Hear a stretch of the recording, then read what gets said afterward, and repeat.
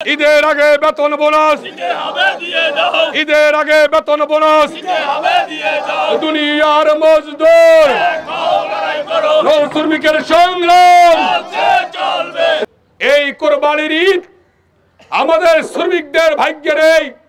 এদেশে রোহিঙ্গা যারা এখানে আছে তাদেরও খাদ্যের নিরাপত্তা আছে, বাসস্থানের নিরাপত্তা আছে, চিকিৎসার নিরাপত্তা আছে, কিন্তু আমাদের কোনো নিশ্চয়তা নাই বেতনের, আমাদের নিশ্চয়তা নাই চিকিৎসার, আমাদের নিশ্চয়তা নাই খাদ্যের।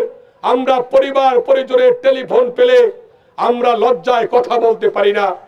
এই ঈদের আগে যেই জাহাজে 4 মাস 5 মাস 6 মাসের বেতন বাকি এবং রমজানের ঈদের বোনাস আজও পর্যন্ত পরিশোধ করে নাই, তাদের জাহাজে আপনারা লাগাতার কর্মবিরতি চালাবেন। তাদের জাহাজ আপনারা কোনো নদী পথে চলাচল করতে আপনারা দেবেন না। এই কোরবানির ঈদ আমাদের শ্রমিকদের ভাগ্যে নেই। এদেশে রোহিঙ্গা যারা এখানে আছে তাদেরও খাদ্যের নিরাপত্তা আছে, বাসস্থানের নিরাপত্তা আছে, চিকিৎসার নিরাপত্তা আছে, কিন্তু আমরা দেশের জনগণ হয়েও আমরা রোদে বৃষ্টিতে পুড়ে আমরা পণ্য এবং যাত্রী পরিবহন করি, কিন্তু আমাদের কোনো নিশ্চয়তা নাই বেতনের, আমাদের নিশ্চয়তা নাই চিকিৎসার, আমাদের নিশ্চয়তা নাই খাদ্যের।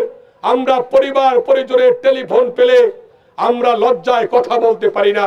শ্রমিক ভাইদেরকে অনুরোধ করব, আমাদের সংগঠনের প্রত্যেকটি নেতৃবৃন্দকে আমরা অনুরোধ করব, এই ঈদের আগে যেই জাহাজে 4 মাস 5 মাস 6 মাসের বেতন বাকি এবং রমজানের ঈদের বোনাস আজও পর্যন্ত পরিশোধ করে নাই, তাদের জাহাজে আপনারা লাগাতার কর্মবিরতি চালাবেন ততক্ষণ পর্যন্ত আমাদের এই বকেয়া বেতন এবং বোনাস পরিশোধ না করবে তাদের জাহাজ আপনারা কোনো নদী পথে চলাচল করতে আপনারা দেবেন না। আমরা সাংগঠনিকভাবে ঈদের পরে আমাদের কেন্দ্রীয় কমিটি সহ সারা দেশের নেতৃবৃন্দকে আমরা ঐক্যবদ্ধ করে আমরা বিশাল একটি কর্মসূচি ঘোষণা করব।